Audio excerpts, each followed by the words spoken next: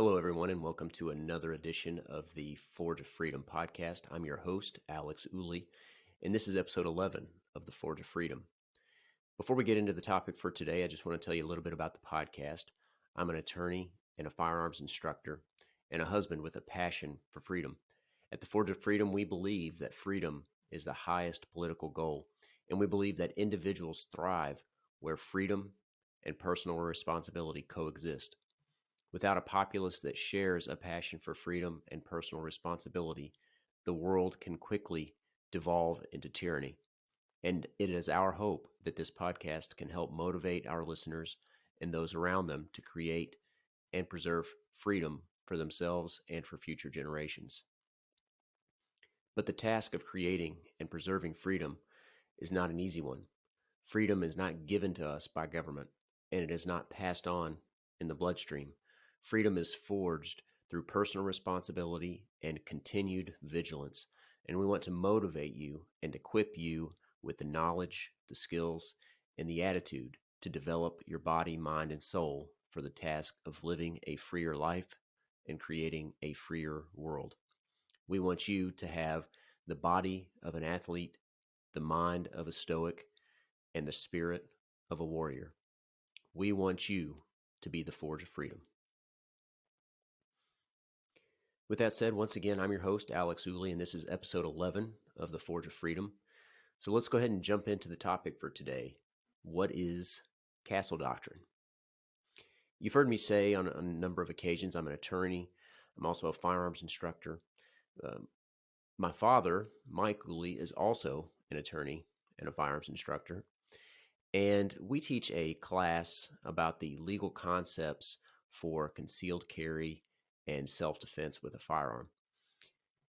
And this class is really meant for to give people what we think is the knowledge that they need and the mindset that they need to have to carry a firearm or to have or possess a firearm for self-defense.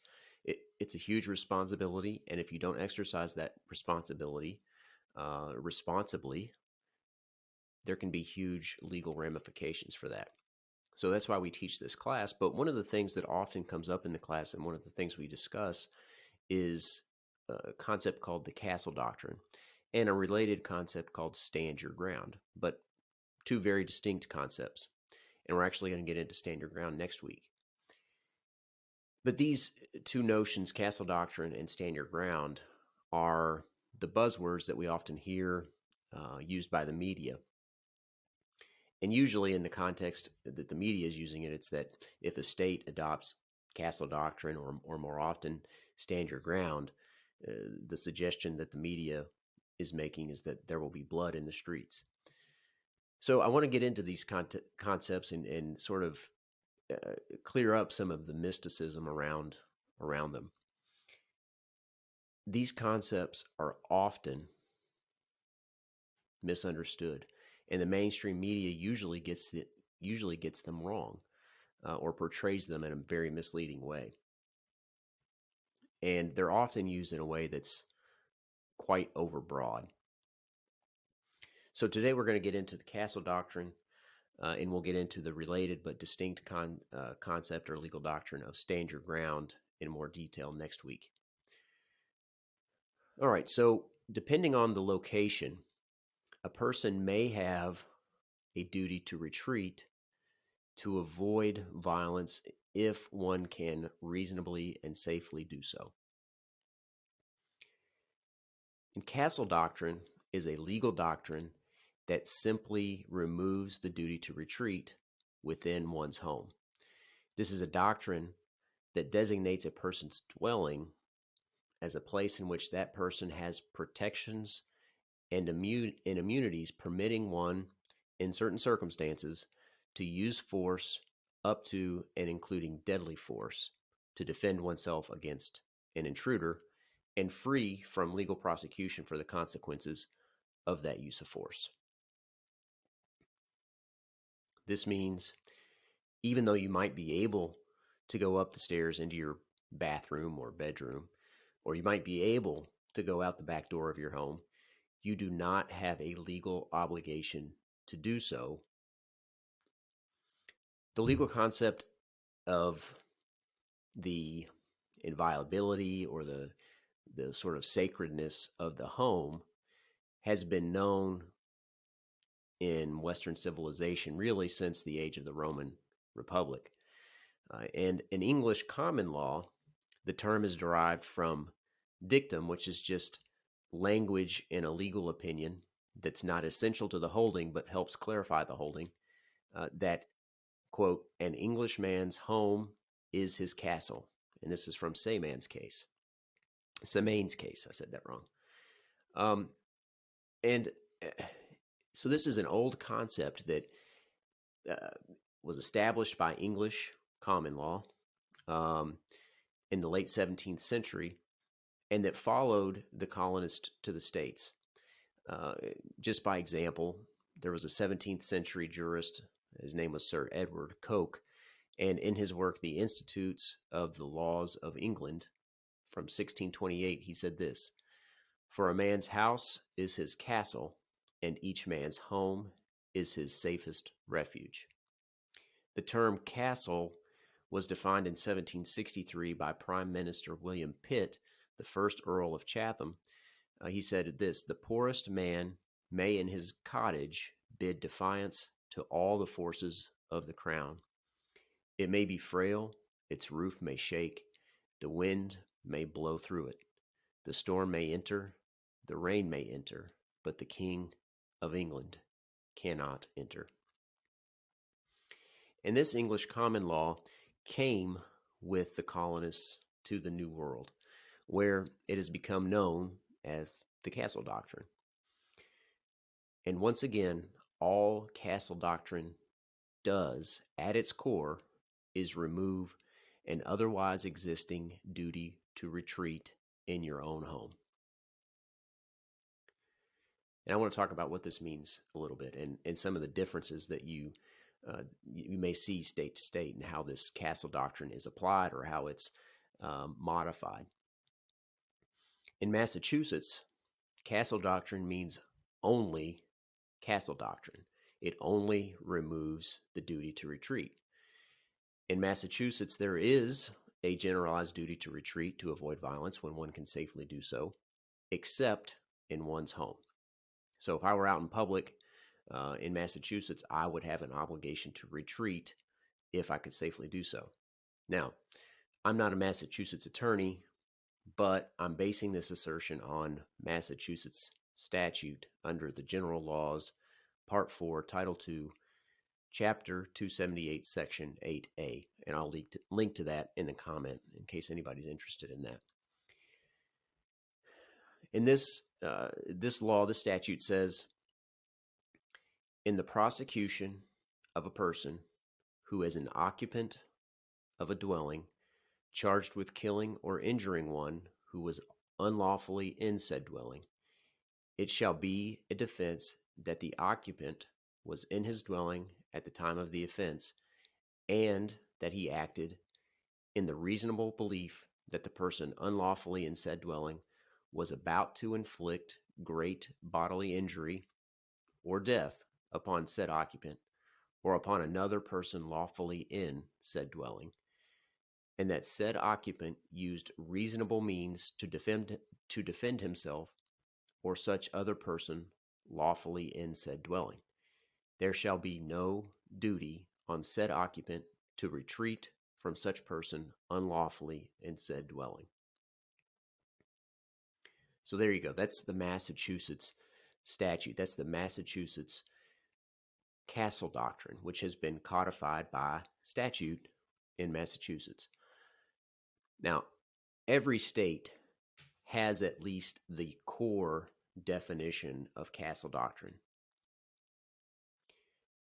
But there are flavors of Castle Doctrine even within the core definition. For instance, what type of structure counts as a castle? What's the scope of the castle?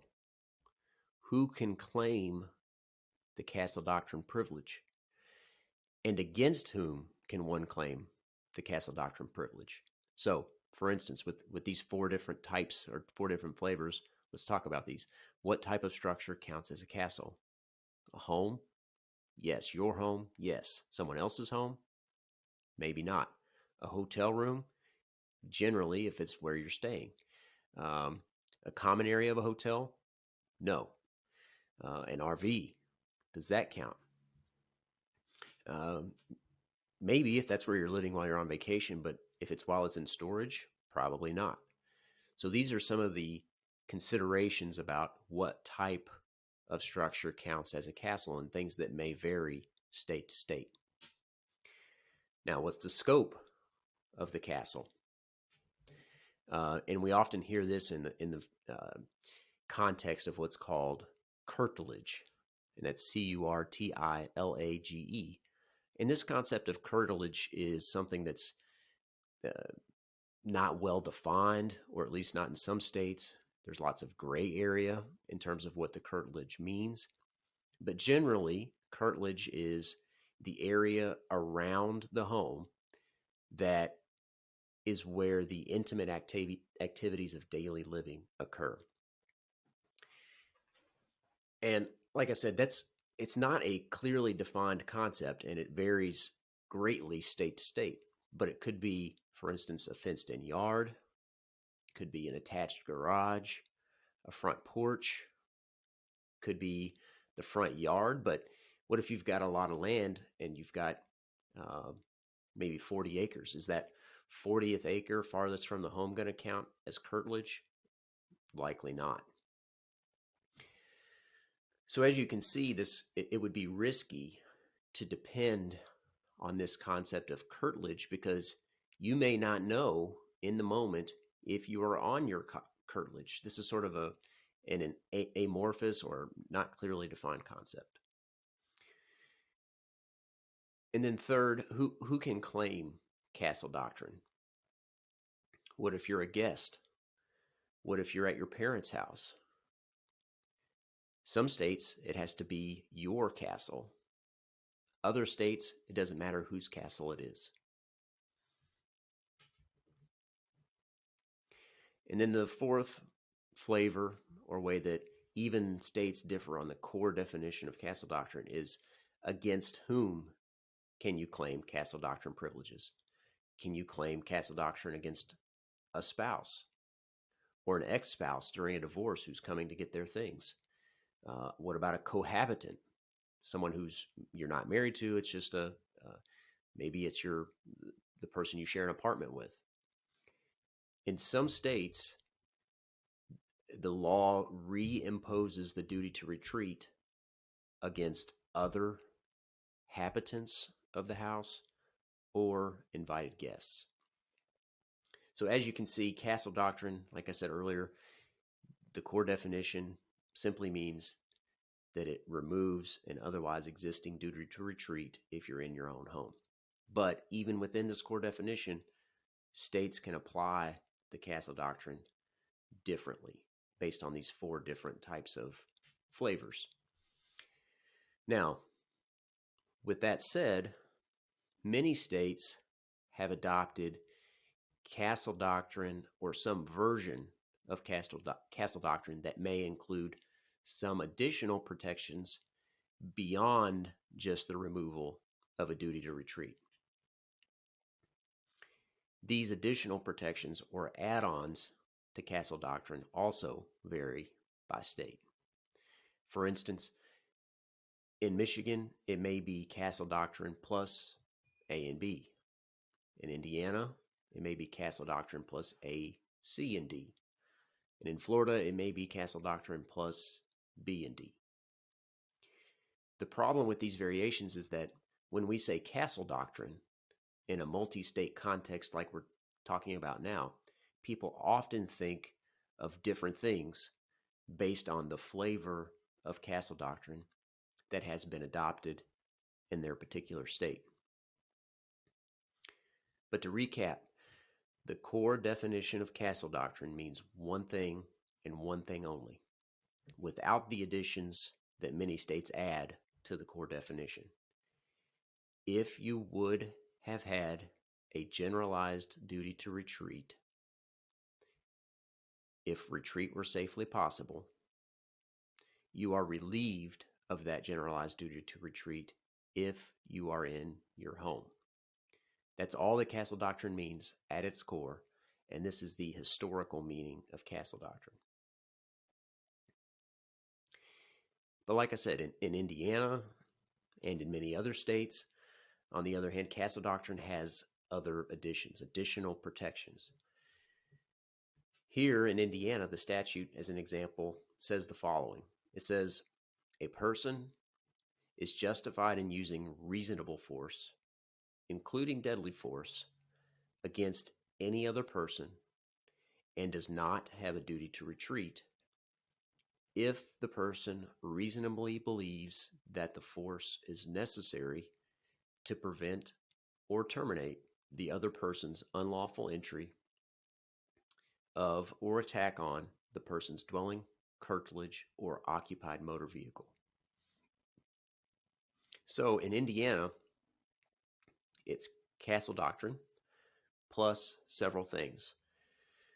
No duty to retreat in the home, the core castle doctrine component, plus no duty to retreat in your curtilage, plus no duty to retreat in an occupied motor vehicle, plus force, including deadly force, is justified to prevent or terminate the unlawful entry of or attack on a person's dwelling,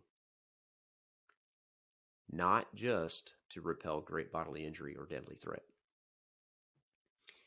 As you can see, Indiana statute provides far more protection than just the bare bones, ordinary castle doctrine.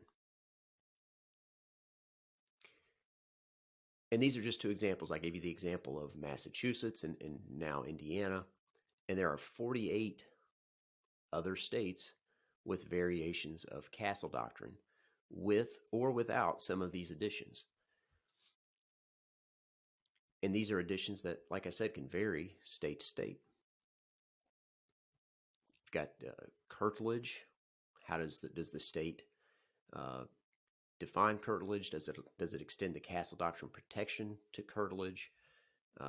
Does it extend to occupied motor vehicles or places of business? These are some common examples where states vary on the extension or the extent of castle doctrine. And I want to get back to this point about curtilage a little bit. We talked about this sort of unclear concept, but every state defines what makes up your castle a little differently. Massachusetts, going back to them, probably has the most limited definition and only includes the four walls of your dwelling. Step even 1 foot outside of your front door and you have a duty to retreat. Many other states, including Indiana, include the area around your home as part of your castle within this concept of curtilage. But like I said, what constitutes curtilage is different state to state and is not always clear. And then some states, like Indiana, include occupied motor vehicle within the definition of castle doctrine. And then some states also include a place of business within the definition of castle doctrine. Now, there are some common exceptions to the castle doctrine to make things even more confusing. So while the castle doctrine lists locations that are exceptions to the duty to retreat, exceptions to the castle doctrine make you once again have to retreat even within your castle. As an example, the castle doctrine only applies if you have a right to be in your castle. In other words, you can't use castle doctrine as a defense if you did not have a right to be in the castle. For instance, and this is an example that I get from Andrew Branca in his book, The Law of Self-Defense. What if you are in the middle of a divorce and your soon-to-be ex-spouse gets a restraining order against you? you are no longer allowed into your former home, even though you may technically be on the deed. Even though you still own the home, if you show up one day and have to fight off your ex-spouse's new boyfriend's attack, you can't use castle doctrine later to explain why you didn't retreat. The castle doctrine also only applies if you were not the aggressor. Being the aggressor is enough on its own to strip you of your right to claim self-defense. And then finally, another exception is cohabitants. Even if you are in your own home, you have a right to be there and didn't start the fight. You must, in some states, still retreat if your attacker also lives in the home. In some states, the cohabitant exception to the castle doctrine can even apply to invited guests. So as you can see, this can get very complicated and almost impossible to remember, especially if you travel to different states. How could you possibly remember the nuances of castle doctrine from state to state? And I haven't even gotten to stand your ground, which I mentioned that we'll discuss next week. These are things to think about. And if you're confronted with a deadly threat, these complicated legal nuances are almost impossible to comprehend or to apply in the moment. That's why my father and I teach a 5-hour legal class that helps distill these concepts into usable information that you can process when and if you are confronted with a deadly threat. In fact, we're teaching the 5-hour class. We call it the Legal Concepts for Concealed Carry and Self-Defense with a Firearm. We're teaching this class on April 2nd from 1 p.m. to 6 p.m. at the Salem Assembly of God in Salem, Indiana. And I think people that take the class are often surprised about how complicated these legal concepts can be, and how if you try to memorize them and apply them in the heat of the moment, it's almost impossible to do. So you really have to have some concepts that you can internalize and act on in life or death situations. If you're interested in the class or know somebody who is, I'll link to the Facebook event in the comments or in the show notes. But for now, that's where we'll leave the castle doctrine. Next week, like I said, we'll get into stand your ground, which is a related but distinct concept or legal doctrine that builds on this concept or builds on this removal of the duty to retreat, but extends it into the public. Thank you for tuning in, and I hope you enjoyed the show. As always, if you like the show, don't forget to give it a thumbs up and subscribe to help us spread the message of freedom. I look forward to talking with you again next week about Stand Your Ground. And in 2 weeks, we'll have an episode with my good friend, Aaron Sperling, and we're going to talk about Stoicism. I think that'll be a really interesting episode, and I look forward to my conversation with him and sharing it with you. So until then, remember, you are the Forge of Freedom.